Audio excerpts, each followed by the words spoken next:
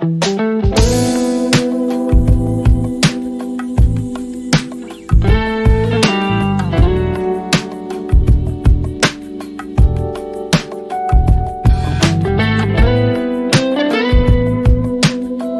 semuanya, balik lagi bersama saya Ilham.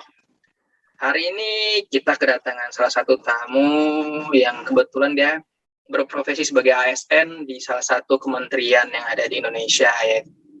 Mungkin bisa kita kenalin pertama ini. Halo, dengan siapa namanya? Halo, dengan Laras. Nih Mbak Laras. Mbak Laras ini ASN di kementerian mana Mbak ya? Saya di Kementerian Perhubungan. Terus ngomongin transport berarti ya? Ngurusin transport ya? Ya. Ini kalau boleh tahu Mbak ngurusin semua transport atau ada bidang khususnya nih Mbak? Mungkin yang bisa ini. Oh, kebetulan kalau di Kementerian Perhubungan itu ada darat, ada laut, ada udara, ada kereta api. Nah, kebetulan banget nih yang kalau saya itu di kereta api atau di perkeretaapian gitu. Oh, kereta api ya? Ya. Keren juga ya kereta api ya. Itu ya sarana yang berjalan di jalur khusus ya? Atau apa gitu pengertiannya kurang lebih tentang kereta api itu ya. Nah, ngomong-ngomong Mbak, saya penasaran nih, ini ada yang pengen saya tanyain sih Mbak. Jadi, saya ini kan banyak dengar ya, jadi dulu itu kan kita taunya PNS Mbak ya. Nah, kalau saya nggak salah tuh sekarang tuh kan PNS kan pegawai negeri sipil ya. Nah, kalau sekarang kan udah diganti jadi ASN. Jadi sebenarnya apa sih perbedaan antara ASN dan PNS gitu loh? Soalnya kan kalau dulu kan kita PNS ya, pegawai negeri sipil gitu, dari zaman orang tua kita mungkin ya gitu ya. Mungkin bisa dijelasin kali Mbak, biar teman-teman juga pada tahu apa sih PNS itu, ASN itu. Oke, ini sebelumnya saya mau ngelurusin dulu nih ya. Jadi tuh PNS itu adalah ASN. ASN itu sebenarnya tuh punya 2 jenis. ASN itu ada yang PNS, ada yang P3K. P3K tuh PPPK atau pegawai pemerintah dengan perjanjian kerja. Nah, jadi tuh PNS itu termasuk ASN, P3K termasuk ASN, kayak gitu. Jadi tuh sebenarnya kalau yang sekarang mungkin karena ada yang namanya P3K ini. Jadi yang lebih terkenal itu ASN. Cuman kan kalau untuk kita dari zaman dulunya kan taunya PNS nih, ya kan? PNS masih tetap ada, salah satu jenis dari ASN gitu loh. Jadi apa ya? Karena mungkin sekarang ada P3K, jadinya P3K dan PNS adalah ASN. Jadi PNS adalah ASN, tapi ASN belum tentu PNS, kayak gitu. Oh gitu. Oh berarti ada dua Mbak ya. Ada ibaratnya kalau P3K ini berarti dia tidak ini ya, tidak mengikat ya. Berarti dengan perjanjian kontrak bisa dia setahun, 2 tahun, 3 tahun, 4 tahun atau 5 tahun gitu ya.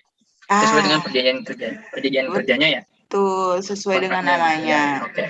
Bener-bener banget. Berarti ini kalau saya boleh nanya nih Mbak ya. Berarti Mbak Laras ini dia di ASN selaku PNS atau P3 kan nih Mbak? Iya, kebetulan saya itu yang PNS-nya. Oh, pegawai negeri sipil ya Mbak ya? Nah, iya. Saya mau nanya nih Mbak, sebenarnya Mbak. Jadi apa sih Mbak kekhususan? Jadi ibarat kalau ASN ini ada dua ya Mbak ya, PNS dan P3K.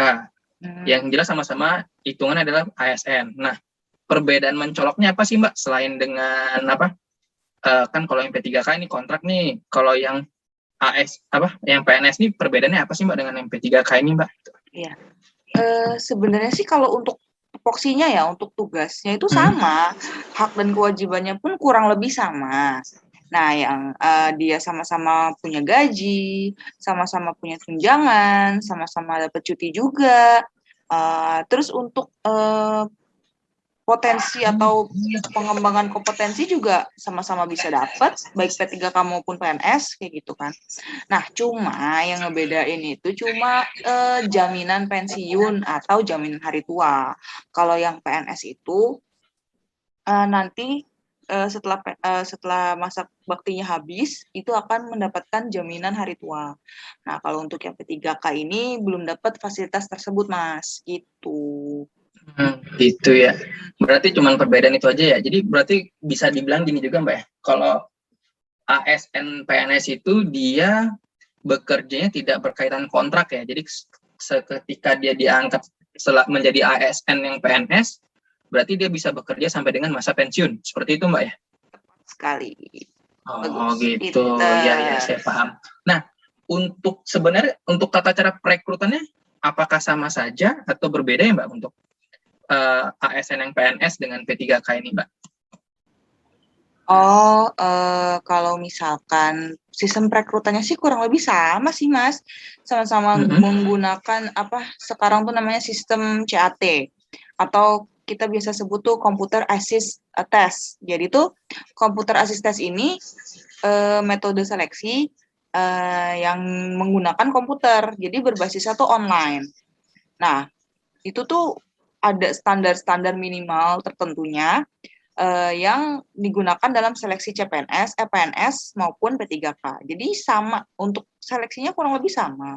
Hanya saja untuk kedepannya nanti ketika mendaftar itu memang harus diperhatikan betul ini untuk PNS atau untuk P3K kayak gitu. Sebab jika P3K berarti Masnya hanya bekerja sebagai ASN sesuai seperti yang saya bilang di awal tadi, sesuai dengan perjanjian waktu tertentu, seperti itu. Nah, ketika Mas menjadi PNS, ya berarti Mas harus siap mengabdi kepada negara seumur hidup sampai pensiun, seperti itu. Oh gitu ya, oke Mbak. Berarti itu emang opsi kita Mbak ya, maksudnya mau memilih sebagai ASN yang PNS atau P3K gitu Mbak ya. Betul, itu pilihan masing-masing. Berarti yang membedakan tugas dan fungsinya jadi apa sih Mbak? Maksudnya tugas dan fungsi ini kerjaannya gitu Mbak ya. Jadi kerjanya PNS ini apa, kerjanya P3K ini apa sih Mbak gitu? Oh gitu ya. Kalau misalkan yang ditanyakan adalah tugas pokok atau tugas fungsinya itu sebenarnya sama Mas, karena itu udah diatur dalam undang-undang yang PNS dan P3K ini sama-sama seorang ASN. Jadi tugas fungsinya itu sama, tugas pokoknya sama, kedudukannya pun sama gitu, perannya sama, sama-sama menjalankan kebijakan, sama-sama pelaksana kebijakan publik, ya, sama-sama menjadi pelayan publik, sama-sama, nah mereka juga sama-sama menjadi perekat dan pemersatu bangsa. Intinya sih gitu. Gitu ya Mbak.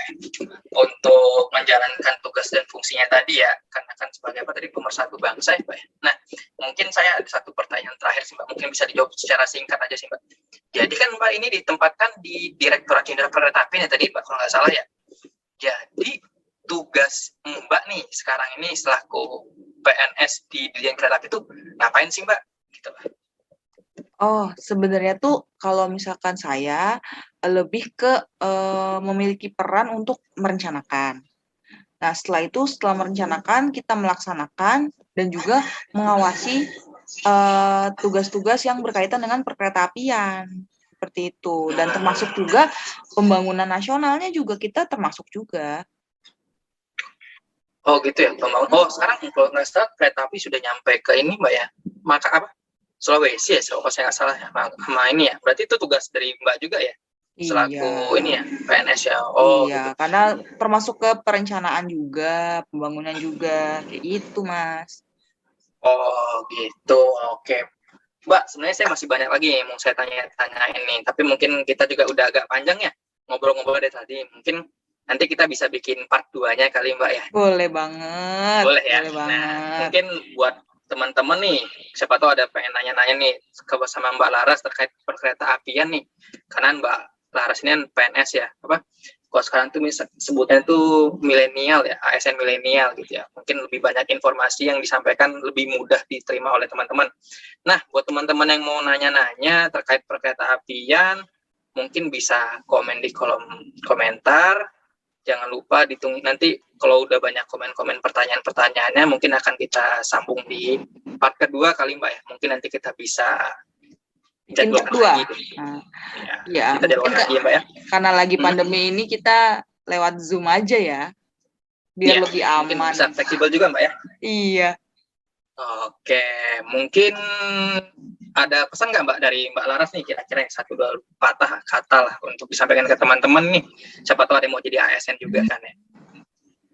Oh, kalau saya sih pesan saya, kalau teman-teman ingin mencoba mendaftarkan diri menjadi PNS, ayo sama-sama kita membangun negara kita dengan lebih profesional karena negara kita ini butuh orang-orang baru, orang-orang fresh yang seperti kita gitu, butuh ide-ide yang fresh yang harus mendobrak stigma-stigma negatif PNS kayak gitu. Karena kan nggak bisa dipungkiri juga ya Mas, stigma PNS itu kan di masyarakat kan lumayan negatif, ya kan? Entah itu kita dibilang kurang tepat waktu, bertele-tele, prosedurnya kurang jelas, pokoknya stigma-stigma negatifnya lebih banyak daripada yang positifnya kayak gitu. Saya harap. Padahal belum tentu ya Mbak, mungkin hanya Ya, oknum kali ya. benar. Mungkin itu cukup Mbak. Atau ada lagi mau disampaikan Mbak? Udah, itu aja dulu. Nanti kalau ada yang mau tanya-tanya, kita lanjut di part 2 aja. Gimana? Oke, siap. Mungkin sekian dulu Mbak ya. Terima kasih banyak Mbak Laras atas waktunya ini. Mungkin kita juga udah lumayan lama ya. Mungkin cukup sekian ya teman-teman ya. Jangan lupa untuk komen, like, and subscribe. Ditunggu part 2-nya, oke? Bye-bye. Oke, dadah.